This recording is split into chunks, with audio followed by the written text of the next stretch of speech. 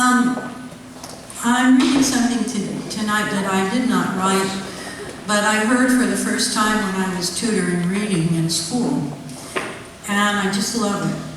And it has to do with the desert, and it has to do with celebrations. And I didn't know it was Peter's birthday today, so that's a celebration too. This is called I'm in Charge of Celebrations, and it's written by Bird Baylor. I'm in charge of celebrations. Sometimes they don't believe me, but it's true, I am. I put myself in charge. I choose my own celebrations. Last year, I gave myself 108 celebrations, besides the one that they closed school for. I cannot get by with only a few. Friend, I'll tell you how it works. I keep a notebook, and I write the date, and then I write about the celebration. I'm very choosy over what goes in that book. It has to be something I plan to remember the rest of my life. You can tell what's worth a celebration because your heart will pound, and you'll feel like you're standing on top of a mountain, and you'll catch your breath like you were breathing some new kind of air.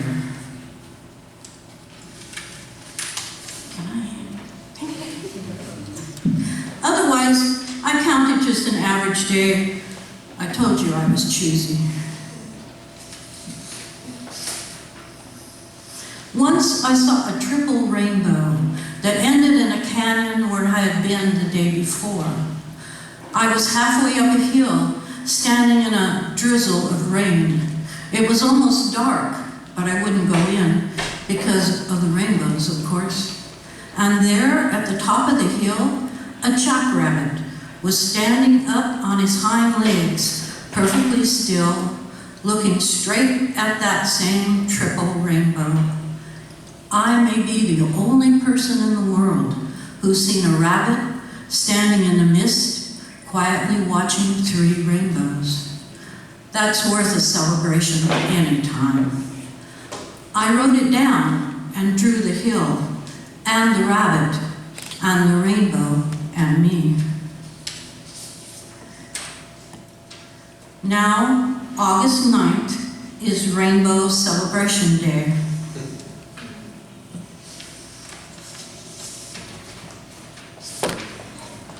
Friend, I wish you'd been here for Dust Devil Day. But since you weren't, I'll tell you how it got to be my first real celebration.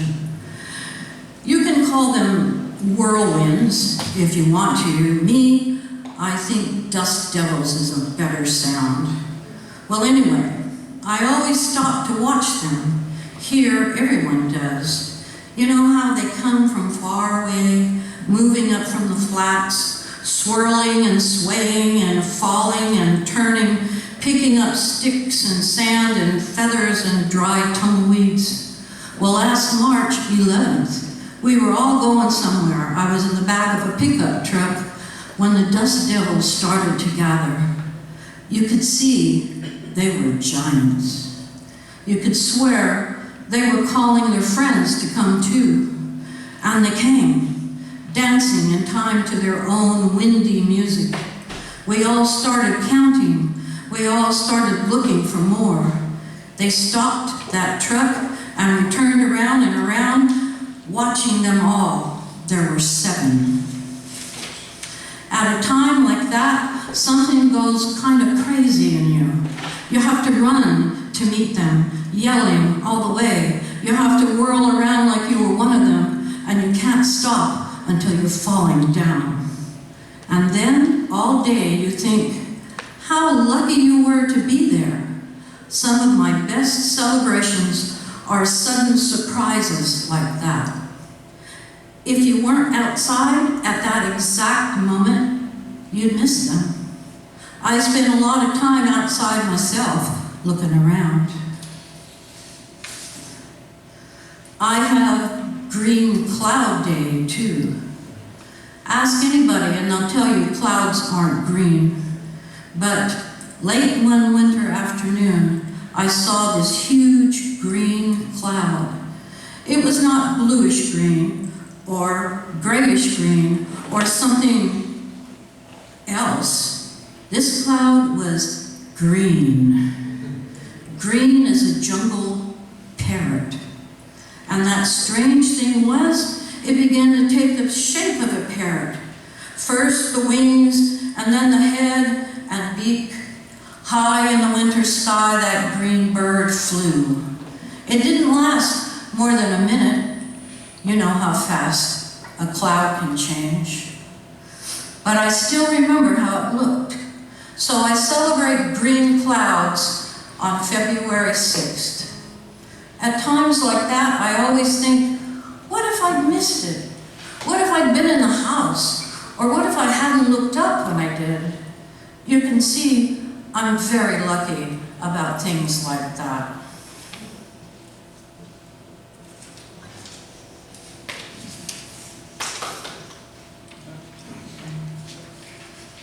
And I was lucky on Coyote Day too, because out of all time, it had to be one moment only that a certain coyote and I could meet, and we did. Friend, you should have been here too. I was following deer tracks, taking my time, bending down as I walked, kind of humming. I hum a lot when I'm alone. I looked up in time to see a young coyote trotting through the brush. She crossed right in front of me. It was a windy day, and she was going east. In that easy, silent way coyotes move, she pushed into the wind. I stood there hardly breathing, wishing I could move that way. I was surprised to see her stop and turn and look at me. She seemed to think I was just another creature following another rocky trail. That's true, of course. I am. She didn't hurry, she wasn't afraid. I saw her eyes and she saw mine. That look held us together. Because of that, I won't feel quite the same again. So on September 28th, I celebrate Coyote Day. Here's what I do. I walk the trail I walk that day, and I hum softly as I go. Finally, I unwrapped the feast I brought for her. Last time it was 3 apples and some pumpkin seeds, and an ear of corn, and some big, soft, homemade ginger cookies. The next day, I happened to pass that way again. Coyote tracks went all around the rock where the food had been, and the food was gone. Next year, I'll make it even better. I'll bring an extra feast and eat there too.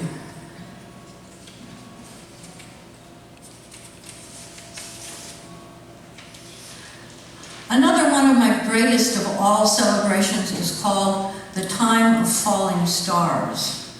It lasts almost a week in the middle of August, and I wait all year for those hot summer nights when the sky goes wild. You can call them meteor showers if you want to. Me, I like to say they're falling stars. All that week I sleep outside. I give my full attention to the sky, and every time a streak of light goes shooting through the darkness, I feel my heart shoot out of me. One night I saw a fireball that left a long red blazing trail across the sky. After it was gone, I stood there looking up, not quite believing what I'd seen. The strange thing was, I met a man who told me he had seen it too, while he was lying by a campfire 500 miles away. He said he did not sleep again that night. Suddenly it seemed that we too spoke a language no one else could understand. Every August of my life, I think of that. Friend, I've saved my New Year's celebration until last. Mine is a little different from the one most people have. It comes in the spring. To tell the truth, I never did feel like my new year started January 1st. To me, that's just another winter day. I let my year begin when the winter ends and morning light comes earlier, the way it should. That's when I feel like starting new. I wait until the white-winged doves are back from Mexico and wildflowers cover the hills and my favorite cactus blooms. It always makes me think I ought to bloom too. And that's when I start to plan my New Year's celebration. I finally choose a day that is exactly right. Even the air has to be perfect, and the dirt has to feel good and warm on my bare feet. Usually it's a Saturday around the end of April. I have a drum that I beat to signal the day. Then I go wandering off, following all my favorite trails to all the places I like. I check how everything is doing. I spend the day admiring things. If the old desert tortoise I know from last year is out, strolling around, I'll go his direction a while. I celebrate with horned toads and ravens and lizards and quail. And friend, it's not a bad party. Sometimes people ask me, aren't you lonely out there with just the desert around you? I guess they mean the bare grass and the yuccas and the cactus and the rocks. I guess they mean the deep ravines and the hawk nests in the cliffs and the coyote trails that wind across the hills. Lonely? I can't help laughing when they ask me that. I always look at them surprised. And I say, how could I be lonely? I'm the one in charge of celebration. Walking back home, kind of humming, sometimes I think about those people who ask me if I'm lonely here.